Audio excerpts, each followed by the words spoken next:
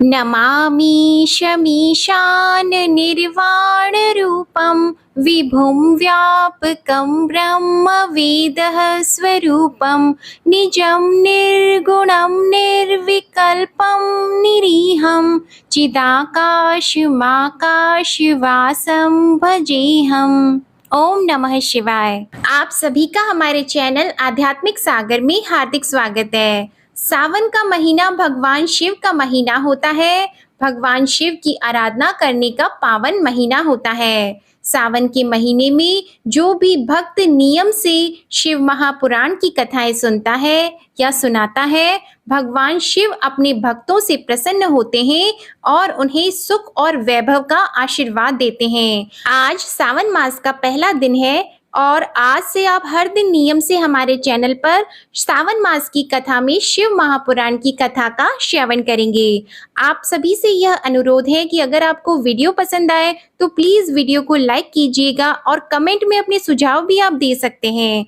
आषाढ़ मास की कथाओं को प्रेम से सुनने के लिए आप सभी को मेरा हार्दिक आभार। तो आइए आज आप सुनिए शिव महापुराण के पहले दिन की कथा। हमारे हिंदू धर्म में 18 पुराण शैली से शिव महापुराण सबसे अधिक बार पढ़ा जाने वाला पुराण है। यह हिंदू भगवान शिव और उनकी पत्नी देवी पार्वती के ऊपर केंद्रित है। भगवान शिव हिंदू धर्म में सबसे अधिक पूजे जाने वाले भगवानों में से एक हैं। इस पुराण का संबंध शैव मत से माना जाता है। इसमें भगवान शिव को प्रसन्न करने की पूजा विधियों और ज्ञान से भरे आख्यान भी सम्मिलित हैं। हिंदू धर्म में भगवान शिव त्रिदेवों में से एक है और इन्हें संहार का देवता भी माना जाता है। भगवान शिव को महेश, महाकाल, नीलकंठ, रुद्र आदि नामों से भी पुकारा जाता है। ऐसा माना जाता है कि भगवान शिव महान योगी थे और इसीलिए उन्हें आदि योगी की संज्ञा भी दी जाती है। हिंदू शास्त्रों में भगवान शिव को एक ऐसे देवता के रूप में वर्णित किया गया है जो बहुत दयालु और भोले हैं और भक्तों की एक सच्ची पुकार पर प्रसन्न हो जाते हैं। जब भगवान शिव क्रोध में आते हैं तो सारी सृष्टि कांपने लगती है। भगवान शिव की महिमा का गुणगान कई प्राचीन भारतीय ग्रंथों में देखने को मिलता है, लेकिन शिव पुराण में उनके जीवन पर गहराई से प्रकाश डाला गया है। शिव पुराण में उनके जीवन, विवाह, संतान, रहन सहन आदि के बारे में विस्तार से बताया गया है। शिव पुराण में 6 खंड और 24,000 श्लोक हैं। इसके खंडों के नाम इस प्रकार है: विद्वेश्वर संहिता, रुद्र संहिता, कोटि रुद्र संहिता, उमा संहिता, कैलाश संहिता और वायु संहिता। शिव महापुराण के पाठ में भगवान शिव की पूजा और उनका जलाभिषेक और ओम नमः शिवाय मंत्र का विशेष महत्व बताया गया है। इसे करने से व्यक्ति को कई परेशानियों से मुक्ति मिलती है और शिव महापुराण के पाठ को करने से भगवान शिव प्रसन्न होते हैं और इस जीवन मरण के चक्र से भी मुक्ति मिल जाती है। इस पुराण का पाठ करना आपको मानसिक और शारीरिक शांति प्रदान करता है। तो आइए अब सुनते हैं शिव महापुराण के महात्म्य को, जिसमें शौनक जी के साधन विषयक प्रश्न करने पर सूत जी उन्हें शिव महापुराण की महिमा सुनाते हैं। श्री शौनक जी सूत जी से बोलते हैं कि हे महाज्ञानी सूत जी, संपूर्ण सिद्धांतों के ज्ञाता हैं। हे प्रभु, मुझसे पुराणों की कथाओं के सार तत्व का विशेष रूप से वर्णन कीजिए। सदाचार, भगवत भक्ति और विवेक की वृद्धि कैसे होती है और साधु पुरुष किस प्रकार अपने काम, क्रोध आदि मानसिक विकारों का निवारण करते हैं।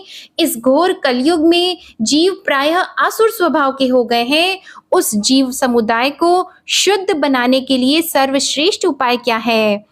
आप इस समय मुझे ऐसा कोई शाश्वत साधन बताइए जो कल्याणकारी वस्तुओं में भी सबसे उत्कृष्ट एवं परम मंगलकारी हो तथा पवित्र करने वाले उपायों में भी सर्वोत्तम पवित्र कारक उपाय हो।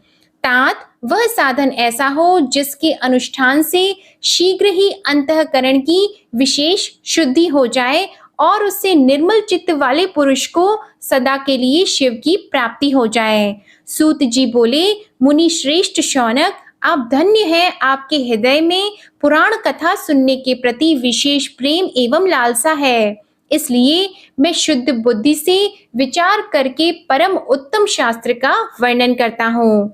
वत्स, संपूर्ण शास्त्रों के सिद्धांत से संपन्न भक्ति आदि को बढ़ाने वाले, भगवान शिव को संतुष्ट करने वाले और कानों के लिए रसायन स्वरूप दिव्य पुराण का श्रवण कीजिए। यह उत्तम शिव महापुराण काल रूपी सर्प से प्राप्त होने वाले महान त्रास का विनाश करने वाला है। हे मुने, पूर्व काल में शिव जी ने इसे कहा था। गुरुदेव व्यास जी ने सनत कुमार मुनि का उपदेश पाकर कलयुग के प्राणियों के कल्याण के लिए बड़े आदर से संक्षेप में इस पुराण का प्रतिपादन किया है। हे मुनि, विशेष रूप से कलयुग के प्राणियों की चित्त शुद्धि के लिए इस शिव पुराण के अतिरिक्त कोई साधन नहीं है।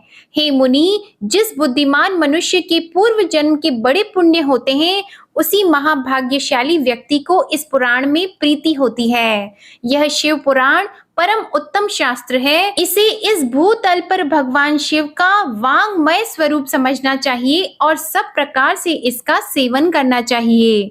इसके पठन और श्रवण से शिव भक्ति पाकर श्रेष्ठतम स्थिति में पहुंचा हुआ मनुष्य शीघ्र ही शिव पद को प्राप्त कर लेता है। इसलिए संपूर्ण यत्न करके मनुष्यों ने इस पुराण के अध्ययन को अभीष्ट साधन माना है और इसका प्रेम पूर्ण श्रवण भी संपूर्ण वांछित फलों को देने वाला है। भगवान शिव के इस पुराण को सुनने से मनुष्य सब पापों से मुक्त हो जाता है और बड़े बड़े उत्कृष्ट भोगों का उपभोग करके शिव लोक को प्राप्त होता है। राजसूय यज्ञ और सैकड़ों अग्निष्टोम यज्ञों से जो पुण्य प्राप्त होता है, वह भगवान शिव की कथा को सुनने मात्र से प्राप्त हो जाता है।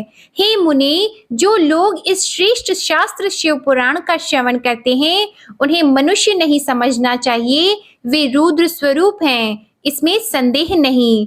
इस पुराण का श्रवण और कीर्तन करने वालों के चरण कमल की धूलि को मुनिगण तीर्थ ही समझते हैं। जो प्राणी परम पद को प्राप्त करना चाहता है, उन्हें सदा भक्ति पूर्वक इस निर्मल शिव पुराण का श्रवण करना चाहिए। हे मुनि श्रेष्ठ, यदि मनुष्य सदा इसे सुनने में समर्थ न हो तो उसे प्रतिदिन स्थिर चित्त से एक मुहूर्त भी इसको सुनना चाहिए। हे मुनि, यदि मनुष्य प्रतिदिन सुनने में भी अशक्त हो तो उसे किसी पवित्र महीने में इस शिव महापुराण का श्रवण करना चाहिए। जो लोग एक मुहूर्त, उसका आधा, उसका भी आधा अथवा क्षण मात्र भी इस पुराण का श्रवण करता है, उनकी दुर्गति नहीं होती। हे मुनीश्वर, जो पुरुष इस शिव पुराण की कथा को सुनता है, वह सुनने वाला पुरुष कर्म रूपी महावन को जलाकर संसार के पार हो जाता है। हे मुनि, सभी दानों और सभी यज्ञों से जो पुण्य मिलता है, वह फल भगवान शिव के इस पुराण को सुनने से निश्चल हो जाता है। यह शिव पुराण आत्म तत्वज्ञों के लिए सदा सेवनीय है, सत्पुरुषों के लिए पूजनीय है, 3 प्रकार के तापों का शमन करने वाला है, सुख प्रदान करने वाला है और ब्रह्मा, विष्णु, महेश आदि देवताओं को प्राणों के समान प्रिय है। ऐसे शिव पुराण को मैं प्रसन्न चित्त से सदा वंदन करता हूँ। भगवान शंकर मुझ पर प्रसन्न हो और अपने चरण कमलों की भक्ति मुझे प्रदान करें। शौनक जी सूत जी से बोले, हे महाभाग सूत जी, आप धन्य हैं, परमार्थ तत्व के ज्ञाता हैं। आपने कृपा करके हम लोगों को यह बड़ी अद्भुत एवं दिव्य कथा सुनाई है। हमने यह पाप नाशिनी, मन को पवित्र करने वाली और भगवान शिव को प्रसन्न करने वाली अद्भुत कथा सुनी है। भूतल पर इस कथा के समान कल्याण का सर्वश्रेष्ठ साधन दूसरा कोई नहीं है। यह बात हमने आज आपकी कृपा से निश्चय पूर्वक समझ ली है।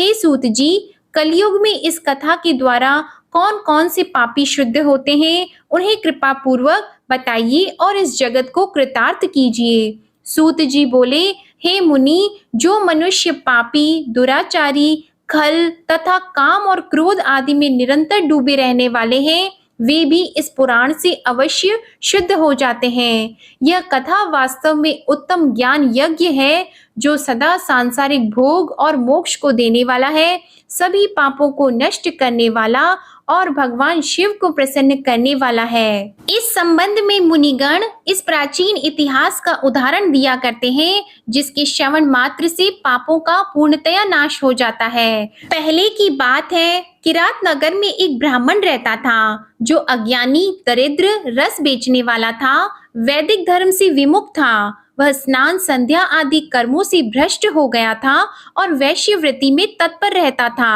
उसका नाम था देवराज। वह अपने ऊपर विश्वास करने वाले लोगों को ठगा करता था। उसने ब्राह्मणों, क्षत्रियों, वैश्यों, शूद्रों और दूसरों को भी अनेक बहानों से मारकर उनका धन हड़प लिया था। बाद में उसने अधर्म से बहुत सारा धन अर्जित कर लिया, परंतु उस पापी का थोड़ा सा भी धन कभी धर्म के कार्य में नहीं लगा। एक दिन वह ब्राह्मण एक तालाब पर नहाने गया। वहां शोभावती नाम की एक वेश्या को देखकर अत्यंत मोहित हो गया। वह सुंदरी भी उस धनी ब्राह्मण को अपने वशीभूत हुआ जानकर प्रसन्न हुई और आपस में वार्तालाप से उनकी प्रीति उत्पन्न हो गई। अपने माता पिता और पत्नी के बार बार रोकने पर भी पाप कृत्य में संलग्न वह ब्राह्मण उनकी बात नहीं मानता था। एक दिन रात्रि में उस दुष्ट ने ईर्ष्यावश अपने सोए हुए माता पिता और पत्नी को मार डाला और उनका सारा धन हर लिया। एक दिन वह घूमता घामता दैव योग से प्रतिष्ठानपुर में जा पहुंचा। वहां उसने एक शिवालय देखा जहां बहुत से साधु महात्मा एकत्र हुए थे। देवराज उस शिवालय में ठहर गया और वहां उस ब्राह्मण को ज्वर आ गया। उस ज्वर से उसको बड़ी पीड़ा होने लगी और वहां एक ब्राह्मण देवता शिव महापुराण की कथा सुना रहे थे। ज्वर में पड़ा हुआ देवराज ब्राह्मण के मुखारविंद से निकली हुई उस शिव कथा को निरंतर सुनता रहा। एक मास के बाद वह ज्वर से अत्यंत पीड़ित होकर चल बसा। यमराज के दूत आए और उसे पाशों से बांधकर बलपूर्वक यमपुरी ले गए। इतने में ही शिवलोक भगवान शिव के पार्षद गण आ गए। उनके गौर अंग कर्पूर के समान उज्जवल थे, हाथ त्रिशूल से सुशोभित हो रहे थे। उनके संपूर्ण अंग भस्म से उद्भासित थे और वे सब के सब क्रोध करते हुए यमपुरी में गए और यमराज के दूतों को मार पीट कर उन्होंने देवराज को उनके चंगुल से छुड़ा लिया और अत्यंत अद्भुत विमान पर बिठाकर जब वे शिवदूत कैलाश जाने को उद्यत हुए, उस समय यमपुरी में बड़ा भारी कोलाहल मच गया। उस कोलाहल को सुनकर धर्मराज अपने भवन से बाहर आए और साक्षात दूसरे रुद्रों के समान प्रतीत होने वाले उन चारों दूतों को देखकर धर्मज्ञ धर्मराज ने उनका विधि पूर्वक पूजन किया। यम ने ज्ञान दृष्टि से देखकर सारा वृतांत जान लिया। उन्होंने भय के कारण भगवान शिव के उन महात्मा दूतों से कोई बात नहीं पूछी। यमराज से पूजित और प्रार्थित होकर वे शिवदूत कैलाश को चले गए और उन्होंने उस ब्राह्मण को दया सागर सांब शिव को दे दिया। शिव पुराण को यह परम पवित्र कथा धन्य है, जिसके सुनने से पापी जन भी मुक्ति के योग्य बन जाते हैं। भगवान सदा शिव के परम धाम को वेदज्ञ सभी लोकों में सर्वश्रेष्ठ बताते हैं।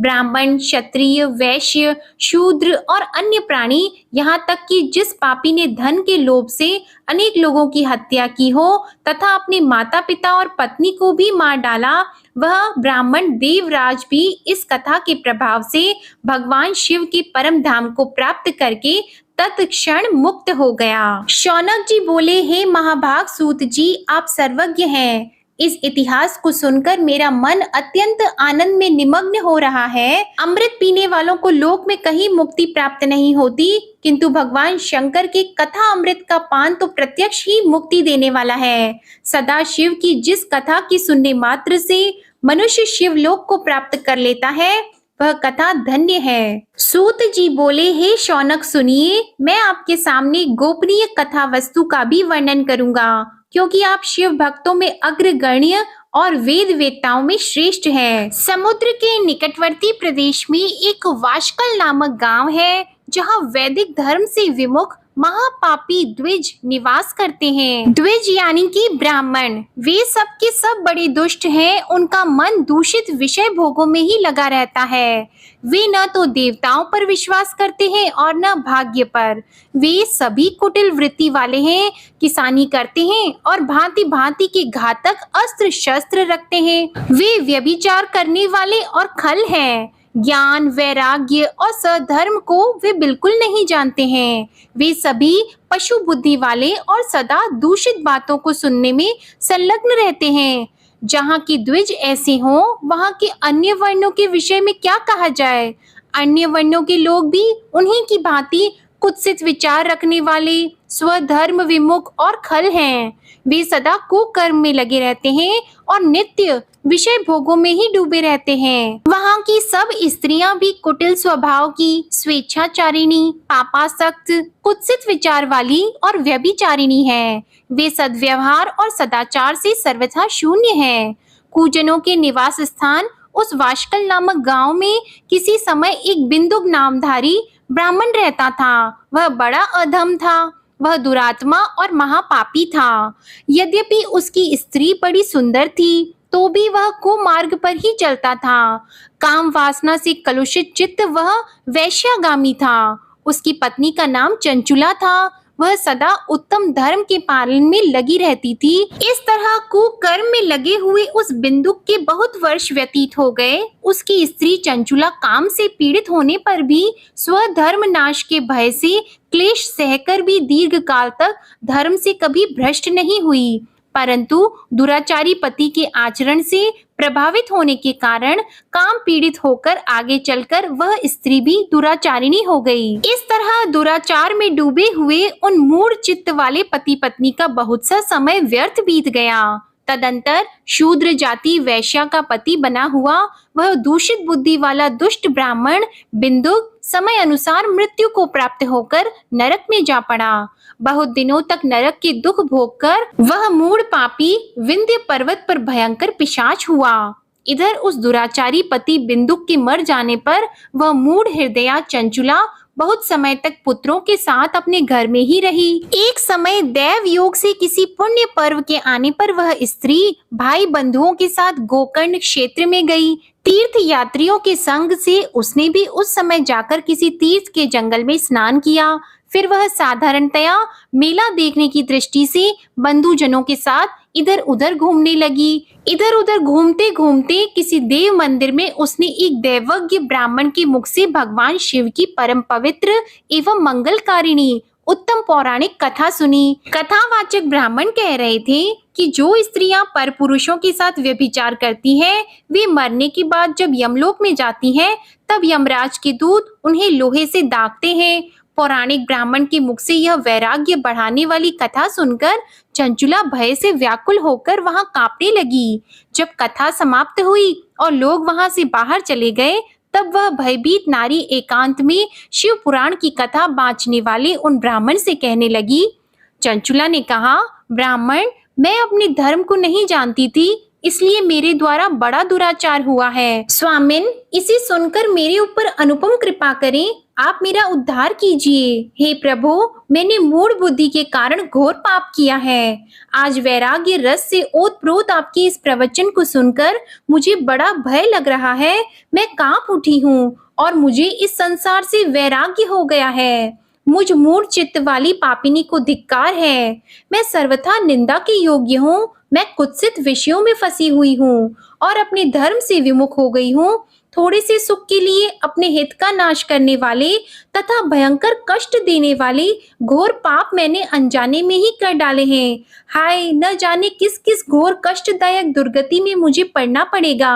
और वह कौन बुद्धिमान पुरुष कुमार्ग में मन लगाने वाली मुझ पापिनी का साथ देगा।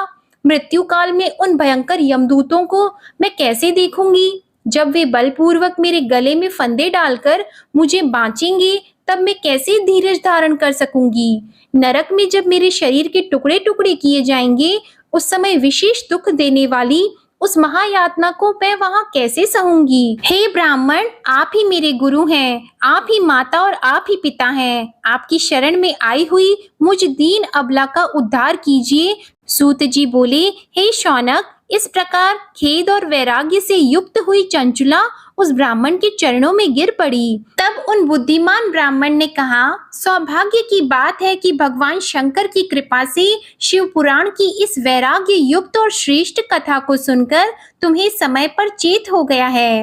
हे ब्राह्मण पत्नी, तुम डरो मत, भगवान शिव की शरण में जाओ। शिव की कृपा से सारा पाप तत्काल नष्ट हो जाता है।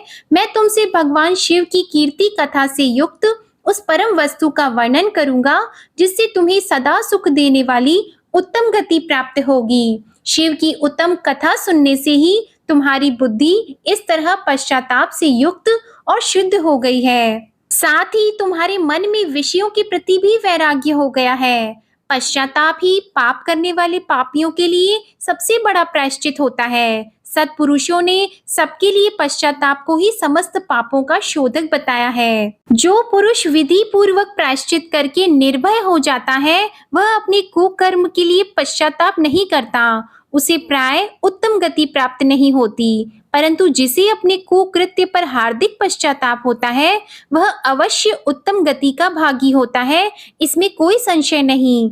इस शिव पुराण की कथा को सुनने से जैसी चित्त शुद्धि होती है, वैसी दूसरे उपायों से नहीं होती। जैसे दर्पण साफ करने पर निर्मल हो जाता है, उसी प्रकार इस शिव पुराण की कथा से चित्त अत्यंत शुद्ध हो जाता है। इसमें भी कोई संशय नहीं। मनुष्यों के शुद्ध चित्त में जगदम्बा पार्वती सहित भगवान शिव विराजमान रहते हैं। इससे वह विशुद्ध आत्मा पुरुष श्री सांब सदाशिव के परम पद को प्राप्त होता है।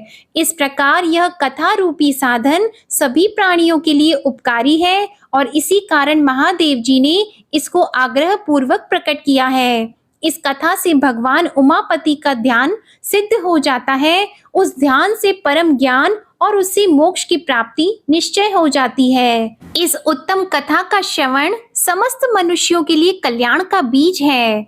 इसलिए यथोचित मार्ग से इसकी आराधना अथवा सेवा करनी चाहिए। यह कथा श्रवण भव बंधन रूपी रोग का नाश करने वाली है। भगवान शिव की कथा को सुनकर फिर अपने हृदय में उसका मनन करने से पूर्णतया मन की शुद्धि हो जाती है। मन की शुद्धि होने से महेश्वर की भक्ति अपने दोनों पुत्रों ज्ञान और वैराग्य के साथ निश्चय ही प्रकट होती है। तत्पश्चात महेश्वर के अनुग्रह से दिव्य मुक्ति प्राप्त होती है। इसमें संशय नहीं है। जो शिव भक्ति से वंचित है, उसे पशु समझना चाहिए, क्योंकि उसका मन माया के बंधन में आसक्त है। वह निश्चय ही संसार बंधन से मुक्त नहीं हो पाता। हे ब्राह्मण पत्नी, इसलिए तुम विषयों से मन को हटा लो और भक्ति भाव से भगवान शंकर की इस परम पावन कथा को सुनो। परमात्मा शंकर की इस कथा को सुनने से तुम्हारे चित्त की शुद्धि होगी और उससे तुम्हें मोक्ष की प्राप्ति होगी। निर्मल चित्त से भगवान शिव के चरणाविंदों का चिंतन करने वाले की एक ही जन्म में मुक्ति हो जाती है। यह मैं तुमसे सत्य कहता हूँ। सूत जी बोले, शौनक, इतना कहकर वे श्रेष्ठ शिव भक्त ब्राह्मण मौन हो गए। उनका हृदय करुणा से आर्द्र हो गया। वे शुद्ध चित्त महात्मा भगवान शिव के ध्यान में मगन हो गए। तदंतर बिंदुक की पत्नी चंचुला मन ही मन प्रसन्न हो उठी। ब्राह्मण का उक्त उपदेश सुनकर उसके नेत्रों में आनंद के आंसू छलक आए थे। वह ब्राह्मण पत्नी चंचुला हर्षित हृदय से उन श्रेष्ठ ब्राह्मण के चरणों में गिर पड़ी और हाथ जोड़कर बोली, मैं कृतार्थ हो गई। तत्पश्चात उठकर वैराग्य युक्त तथा उत्तम बुद्धि वाली वह स्त्री, जो अपने पापों के कारण भयभीत थी, उन महान शिव भक्त ब्राह्मण से हाथ जोड़कर गदगद वाणी में कहने लगी। चंचुला बोली, ब्राह्मण, हे शिव भक्तों में श्रेष्ठ, हे स्वामिन, आप धन्य हैं, परमार्थदर्शी हैं और सदा परोपकार में लगे रहते हैं। इसलिए आप श्रेष्ठ साधु पुरुषों में प्रशंसा के योग्य हैं। हे साधु, मैं नरक के समुद्रों में गिर रही हूँ, आप मेरा उद्धार कीजिए, मेरा उद्धार कीजिए। पौराणिक अर्थ तत्व से संपन्न जिस सुंदर शिव पुराण की कथा को सुनकर मेरे मन में संपूर्ण विषय वैराग्य उत्पन्न हो गया, उसी इस शिव पुराण को सुनने के लिए इस समय मेरे मन में बड़ी श्रद्धा हो रही है। सूत जी बोले, ऐसा कहकर हाथ जोड़कर उनका अनुग्रह पाकर चंचुला उस शिव पुराण की कथा को सुनने की इच्छा मन में लिए उन ब्राह्मण देवता की सेवा में तत्पर होकर वहां रहने लगी। तदंतर शिव भक्तों में श्रेष्ठ और शुद्ध बुद्धि वाले उन महान ब्राह्मण देवता ने उसी स्थान पर उस स्त्री को शिव पुराण की उत्तम कथा सुनाई। इस प्रकार उस गोकर्ण नामक महाक्षेत्र में उन्हीं ब्राह्मण से उसने शिव पुराण की वह उत्तम कथा सुनी जो भक्ति, ज्ञान और वैराग्य को बढ़ाने वाली तथा मुक्ति देने वाली है। उस परम उत्तम कथा को सुनकर वह ब्राह्मण पत्नी अत्यंत कृतार्थ हो गई। उन सद्गुरु की कृपा से उसका मन शीघ्र ही शुद्ध हो गया। भगवान शिव के अनुग्रह से उसके हृदय में शिव के सगुण रूप का चिंतन होने लगा। इस प्रकार सद्गुरु का आश्रय लेकर उसने भगवान शिव में लगी रहने वाली उत्तम बुद्धि पाकर शिव के सच्चिदानंदमय स्वरूप का बारंबार चिंतन आरंभ किया। तत्पश्चात समय के पूर्ण होने पर भक्ति, ज्ञान और वैराग्य से युक्त हुई चंचुला ने अपने शरीर को बिना किसी कष्ट के त्याग दिया। इतने में ही त्रिपुर शत्रु भगवान शिव का भेजा हुआ एक दिव्य विमान द्रुत गति से वहां आ पहुंचा, जो उनके अपने गणों से संयुक्त और भांति भांति के शोभा साधनों से संपन्न था। चंचुला उस विमान पर आरूढ़ हुई और भगवान शिव की श्रेष्ठ पार्षदों ने उसे तत्काल शिवपुरी में पहुंचा दिया। उसके सारे मल धुल गए थे, उसके सारे पाप धुल गए थे। वह दिव्य रूप धारिणी दिव्यांगना हो गई थी। उसके दिव्य अव्यय उसकी शोभा बढ़ाते थे।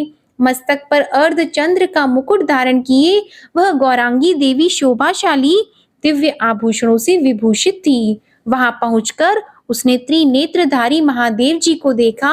ब्रह्मा, विष्णु आदि देवता उन सनातन शिव की सेवा कर रहे थे। सभी मुख्य मुख्य देवता गणेश जी, भृंगी जी, नंदीश जी, वीरभद्रेश्वर जी आदि गण उत्तम भक्ति के साथ उनकी उपासना कर रहे थे। उनकी अंग कांति करोड़ों सूर्यों के समान प्रकाशित हो रही थी। कंठ में नील चिन्ह शोभा पाता था।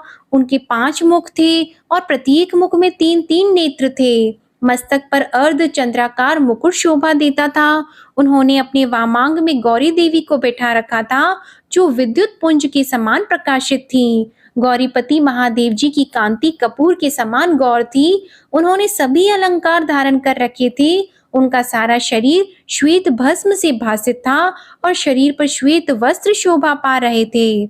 इस प्रकार परम उज्ज्वल भगवान शंकर का दर्शन करके वह ब्राह्मण पत्नी चंचुला बहुत प्रसन्न हुई। अत्यंत प्रीति युक्त होकर उसने बड़ी उतावली के साथ भगवान शिव को बारंबार प्रणाम किया। फिर हाथ जोड़कर वह बड़े प्रेम, आनंद और संतोष से युक्त होकर विनीत भाव से खड़ी हो गई। उसके नेत्रों से आनंद क्रुओं की अविरल धारा बहने लगी और संपूर्ण शरीर में रोमांच हो गया। उस समय भगवती पार्वती और भगवान शंकर ने उसे बड़ी करुणा के साथ अपने पास बुलाया और सौम्य दृष्टि से उसकी ओर देखा। पार्वती जी ने तो दिव्य रूप धारिणी बिंदुक प्रिया चंचुला को प्रेम पूर्वक अपनी सखी बना लिया। वह उस परमानंद घन ज्योति स्वरूप सनातन धाम में अविचल निवास पाकर दिव्य सौख्य से संपन्न होकर अक्षय सुख का अनुभव करने लगी। अगले अध्याय में आप जानेंगे कि चंचुला के प्रयत्न से पार्वती जी की आज्ञा पाकर तुम्बरू का विंध्य पर्वत पर शिव पुराण की कथा सुनाकर बिंदुक का पिशाच योनि से उद्धार करना और उन दोनों दंपति का शिव धाम में सुखी होने का वर्णन। शौनक जी बोलते हैं कि हे महाभाग सूत जी, आप धन्य हैं। आपकी बुद्धि भगवान शिव में लगी हुई है। आपने कृपा पूर्वक यह शिव भक्ति को बढ़ाने वाली अद्भुत कथा हमें सुनाई है। हे महामते, सद्गति प्राप्त करने के बाद वहां जाकर चंचुला ने क्या किया और उसके पति का क्या हुआ, यह सब वृतांत विस्तार से हमें बताइए। सूत जी बोले, हे शौनक जी, एक दिन परमानंद में निमग्न हुई चंचुला ने उमा देवी के पास जाकर प्रणाम किया और दोनों हाथ जोड़कर वह स्तुति करने लगी। चंचुला बोली, हे गिरिजा नंदिनी, हे स्कंद माता, मनुष्यों ने सदा आपकी सेवा की है। समस्त सुखों को देने वाली हे शंभु प्रिय, हे ब्रह्मा स्वरूपिणी, आप विष्णु और ब्रह्मा आदि देवताओं द्वारा सेव्य हैं। आप ही सगुणा और निर्गुणा भी हैं और आप ही सूक्ष्म सच्चिदानंद स्वरूपिणी आधा प्रकृति हैं। आप ही संसार की सृष्टि, पालन और संहार करने वाली हैं। तीनों गुणों का आश्रय भी आप ही हैं। ब्रह्मा, विष्णु और महेश्वर इन तीनों देवताओं का आवास स्थान तथा उनकी उत्तम प्रतिष्ठा करने वाली पराशक्ति भी आप ही हैं। सूत जी बोले, हे शौनक जी, जिसे सद्गति प्राप्त हो चुकी थी वह चंचुला इस प्रकार महेश्वर पत्नी उमा की स्तुति करके सिर झुकाए चुप हो गई। उसके नेत्रों में प्रेम के आंसू उमड़ आए थे। तब करुणा से भरी हुई शंकर प्रिय भक्त वत्सला पार्वती देवी चंचुला को संबोधित करके बड़े प्रेम से इस प्रकार कहने लगी कि हे सखी चंचुले, हे सुंदरी, मैं तुम्हारी की हुई इस स्तुति से बहुत प्रसन्न हूँ। बोलो क्या वर मांगती हो? तुम्हारे लिए मुझे कुछ भी अदेय नहीं है। सूत जी बोले, पार्वती के इस प्रकार कहने पर चंचुला उन्हें प्रणाम करके दोनों हाथ जोड़कर नतमस्तक होकर प्रेम पूर्वक पूछने लगी। चंचुला बोली, हे निष्पाप गिरिजा कुमारी, मेरे पति बिंदु इस समय कहाँ हैं? उनकी कैसी गति हुई है यह मैं नहीं जानती। कल्याणमयी दीन वत्सले, मैं अपने उन पति देव से जिस प्रकार संयुक्त हो सकूं, कृपा करके वैसा ही उपाय कीजिए। हे महेश्वरी, हे महादेवी, मेरे पति पाप में डूबे रहते थे, वे न जाने किस गति को प्राप्त हुए हैं। सूत जी बोले, चंचुला का यह वचन सुनकर नीति वत्सला हिमालय पुत्री देवी पार्वती ने अत्यंत प्रेम पूर्वक यह उत्तर दिया कि हे सुते, तुम्हारा बिंदुक नाम वाला पति बड़ा पापी था। उसका अंतःकरण बड़ा ही दूषित था। वह महामूढ़ मरने के बाद नरक में पड़ा और अगणित वर्षों तक नरक में नाना प्रकार के दुख भोगकर वह पापात्मा अपनी शेष पाप को भोगने के लिए विंध्य पर्वत पर पिशाच हुआ। इस समय वह पिशाच की अवस्था में है और नाना प्रकार के क्लेश उठा रहा है। वह दुष्ट वहीं वायु पीकर रहता है और सदा सब प्रकार के कष्ट सहता है। सूत जी बोले, हे शौनक, गौरी देवी की यह बात सुनकर उत्तम व्रत का पालन करने वाली वह चंचुला उस समय पति के महान दुख से दुखी हो गई। फिर मन को स्थिर करके उस ब्राह्मण पत्नी ने व्यथित हृदय से महेश्वरी को प्रणाम करके पुनः पूछा। चंचुला बोली, हे महेश्वरी, हे महादेवी, मुझ पर कृपा कीजिए और दूषित कर्म करने वाले मेरे उस दुष्ट पति का अब उद्धार कर दीजिए। हे देवी, कुत्सित बुद्धि वाले मेरे उस पापात्मा पति को किस उपाय से उत्तम गति प्राप्त हो सकती है, यह शीघ्र बताइए। सूत जी बोले, उसकी यह बात सुनकर भक्त वत्सला पार्वती जी अपनी सखी चंचुला से प्रसन्न होकर ऐसा कहने लगी कि तुम्हारा पति यदि शिव पुराण की पुण्यमय उत्तम कथा सुने तो सारी दुर्गति को पार करके वह उत्तम गति का भागी हो सकता है। अमृत के समान मधुर अक्षरों से युक्त गौरी देवी का यह वचन आदर पूर्वक सुनकर चंचुला ने हाथ जोड़कर मस्तक झुकाकर उन्हें बारंबार प्रणाम किया और अपने पति के समस्त पापों की शुद्धि तथा उत्तम गति की प्राप्ति के लिए पार्वती देवी से यह प्रार्थना की कि मेरे पति को शिव पुराण सुनाने की व्यवस्था होनी चाहिए। सूत जी बोले, उस ब्राह्मण पत्नी के बारंबार प्रार्थना करने पर शिव प्रिया गौरी देवी को बड़ी दया आई। उन भक्त वत्सला महेश्वरी गिरिराज कुमारी ने भगवान शिव की उत्तम कीर्ति का गान करने वाले गंधर्वराज तुमरू को बुलाकर उनसे प्रसन्नता पूर्वक इस प्रकार कहा। गिरिजा बोली, मेरे मन की बातों को जानकर मेरे अभीष्ट कार्यों को सिद्ध करने वाले तथा शिव में प्रीति रखने वाले हे तुमरो, मैं तुमसे एक बात कहती हूँ, तुम्हारा कल्याण हो। तुम मेरी इस सखी के साथ शीघ्र ही विंध्य पर्वत पर जाओ। वहाँ एक महाघोर और भयंकर पिशाच रहता है। उसका वृतांत तुम आरंभ से ही सुनो। मैं तुमसे प्रसन्नता पूर्वक सब कुछ बताती हूँ। पूर्व जन्म में वह पिशाच बिंदुक नामक ब्राह्मण था।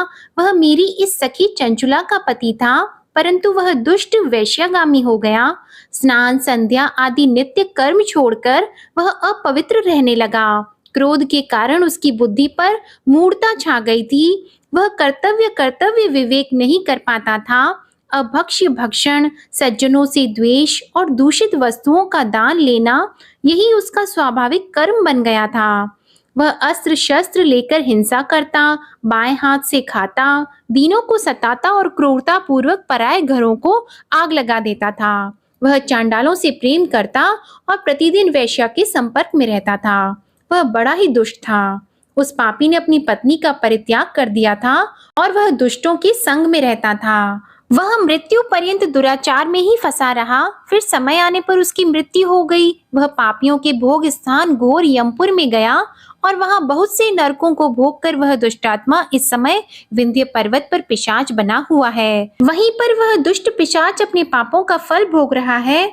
तुम उसके आगे यत्न पूर्वक शिव पुराण की उस दिव्य कथा का प्रवचन करो जो परम पुण्यमयी तथा समस्त पापों का नाश करने वाली है। उत्तम शिव पुराण की कथा के श्रवण से उसका हृदय शीघ्र ही समस्त पापों से शुद्ध हो जाएगा और वह प्रेत योनि का परित्याग कर देगा। दुर्गति से मुक्त होने पर उस बिंदुक नामक पिशाच को मेरी आज्ञा से विमान पर बिठाकर तुम भगवान शिव के समीप ले आओ। सूत जी बोले, हे शौनक जी, महेश्वरी उमा के इस प्रकार आदेश देने पर गंधर्वराज तुमरु मन ही मन बड़े प्रसन्न हुए और उन्होंने अपने भाग्य की सराहना की। तत्पश्चात उस पिशाच की सती साध्वी पत्नी चंचुला के साथ विमान पर बैठकर नारद के प्रिय मित्र तुमरु वेग पूर्वक विंध्याचल पर्वत पर गए, जहां वह पिशाच रहता था। वहां उन्होंने उस पिशाच को देखा। उसका शरीर विशाल था और उसकी ठोड़ी बहुत बड़ी थी। वह कभी हंसता, कभी रोता और कभी उछलता था। उसकी आकृति बड़ी विकराल थी। भगवान शिव की उत्तम कीर्ति का गान करने वाले महाबली तुमरु ने उस अत्यंत भयंकर पिशाच को बलपूर्वक पाशों द्वारा बांध लिया। तदंतर तुमरु शिव पुराण की कथा बाजने का निश्चय करके महोत्सव युक्त स्थान और मंडप आदि की रचना की। इतने में ही संपूर्ण लोकों में बड़े वेग से यह प्रचार हो गया कि देवी पार्वती की आज्ञा से एक पिशाच का उद्धार करने के उद्देश्य से शिव पुराण की उत्तम कथा सुनाने के लिए तुमरु विंध्य पर्वत पर गए हैं। तब तो उस कथा को सुनने के लोभ से बहुत से देवता और ऋषि भी शीघ्र ही वहां जा पहुंचे। आदर पूर्वक शिव पुराण सुनने के लिए आए हुए लोगों का उस पर्वत पर बड़ा अद्भुत और कल्याणकारी समाज जुट गया। तत्पश्चात तुमरु ने उस पिशाच को पाशों से बांधकर आसन पर बिठाया और हाथ में वीणा लेकर गौरीपति की कथा का गान आरंभ किया। महात्म्य सहित पहली अर्थात प्रथम संहिता से लेकर 7वीं संहिता तक शिव पुराण की कथा का उन्होंने स्पष्ट वर्णन किया। 7 संहिता वाले शिव पुराण का आदर पूर्वक श्रवण करके वे सभी श्रोता पूर्णतः कृतार्थ हो गए। उस परम पुण्यमय शिव पुराण की कथा को सुनकर उस पिशाच ने अपने सारे पापों को धोकर उस पैशाचिक शरीर को त्याग दिया और शीघ्र ही उसका रूप दिव्य हो गया। अंग कांति गौरव वर्ण की हो गई। शरीर पर श्वेत वस्त्र तथा सब प्रकार के पुरुषोचित आभूषण उसके अंगों को उद्भासित करने लगे। वह त्रिनेत्रधारी चंद्रशेखर रूप हो गया। इस प्रकार दिव्य देहधारी होकर श्रीमान बिंदुक अपनी भार्या चंचुला के साथ स्वयं भी पार्वती पति भगवान शिव के दिव्य चरित्र का गुणगान करने लगा। उसकी स्त्री को इस प्रकार दिव्य रूप से सुशोभित देखकर वे सभी देवता और ऋषि बड़े विस्मित हुए। उनका चित्त परमानंद से परिपूर्ण हो गया। भगवान महेश्वर का वह अद्भुत चरित्र सुनकर वे सभी परम कृतार्थ होकर प्रेम पूर्वक श्री शिव का यशोगान करते हुए अपने अपने धाम को चले गए। दिव्य रूपधारी श्रीमान बिंदुक भी सुंदर विमान पर अपनी प्रियतमा के पास बैठकर सुख पूर्वक आकाश में स्थित होकर परम शोभा पाने लगा। तदंतर महेश्वर के सुंदर एवं मनोहर गुणों का गान करता हुआ वह अपनी प्रियतमा तथा तुमरु के साथ शीघ्र ही शिव धाम में जा पहुंचा। वहां भगवान महेश्वर तथा पार्वती देवी ने प्रसन्नता पूर्वक बिंदुक का बड़ा सत्कार किया और उसे अपना पार्षद बना लिया। उसकी पत्नी चंचुला पार्वती जी की सखी हो गई। उस घनीभूत ज्योति स्वरूप परमानंदमय सनातन धाम में अविचल निवास पाकर वे दोनों दंपति परम सुखी हो गए। आज की कथा समाप्त होती है। अगले अध्याय में आप सुनेंगे शिव पुराण के श्रवण की विधि और श्रोताओं के पालन करने योग्य नियमों का वर्णन। जय भोलेनाथ। वीडियो पसंद आई हो तो प्लीज उसे लाइक करिएगा और चैनल को सब्सक्राइब करिएगा। धन्यवाद।